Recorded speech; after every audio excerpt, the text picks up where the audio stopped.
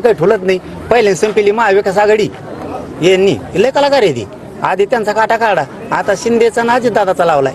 आणि अजितदादा बी असे लोक सांभाळतो म्हणून अजितदादापासून मराठी लांब जायला लागले. झटका कळाला अजितदादाला.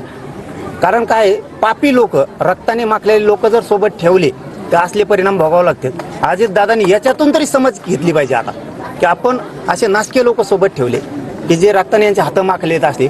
म्हणून आपल्यावरती इतकी वाईट वेळ आली की मराठ्यांचं मतदान सुद्धा पडलं नाही. नसता पुण्यात अजितदादाला इतके कमी नसते. आताच महाराष्ट्रामध्ये महानगरपालिका निवडणुका पार पडल्या. यामध्ये अजितदादा पवार यांना मोठ्या प्रमाणात हार पत्करावी लागली. त्यांच्या हक्काचं असणारं पुणे मतदारसंघ देखील त्यांच्या ताब्यातून गेलाय. पुण्याची महानगरपालिका, पिंपरी चिंचवड अशा भरपूर महानगरपालिका आहे जिथे अजित पवारांनी कधी काळ सत्ता गाजविलेली होती, परंतु तेवढ्या सर्व त्यांच्या हातातून गेलेल्या आहे. आणि याबाबत जे आहे मनोज जरांगे पाटील यांना प्रश्न विचारला तर त्यावरती बोलत असताना त्यांनी त्या ठिकाणी खूप मोठं असं वक्तव्य केलंय. तर ते नेमकं काय म्हणालेत?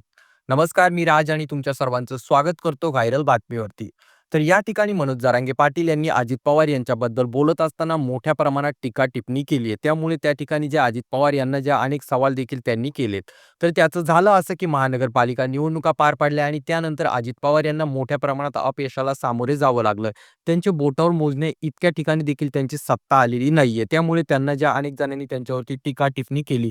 परंतु हे संपूर्ण घडत असताना मनोज जरांगे पाटील यांना पत्रकारांनी काही प्रश्न विचारले. तर त्यावरती बोलत असताना त्यांनी सरळ सरळ नाव न घेता धनंजय मुंडे यांच्यावरती टीका केलेली आहे. धनंजय मुंडे सारखे लोक यांनी आपल्या सोबत ठेवले, त्यामुळे मराठा समाज किंवा मराठा मतदार त्यांच्यापासून लांब गेला किंवा दूर फेकला गेलाय आणि त्यामुळे मराठा समाजाने त्यांना मतदान केलं नाही. आणि ज्या ज्या ठिकाणी अजितदादा पवारांचे उमेदवार उभे होते त्या त्या ठिकाणी मराठा समाजाचं मतदान त्यांना पडलं नाही, म्हणून त्यांना हार पत्करावी लागली. पुण्यामध्ये देखील तेच घडलं, पिंपरी चिंचवडमध्ये देखील तेच घडलं. अशा प्रकारचं वक्तव्य त्यांनी केलं आणि त्या ठिकाणी त्यांनी थेट धनंजय मुंडे यांचं नाव न घेता त्यांच्यावरती टीका टिप्पणी मोठ्या प्रमाणात केलेली आहे. तरी तुमचं याबाबत काय मत आहे खाली कॉमेंट करून सांगा. चॅनलवरती नवीन असाल तर चॅनलला नक्कीच सबस्क्राईब करा.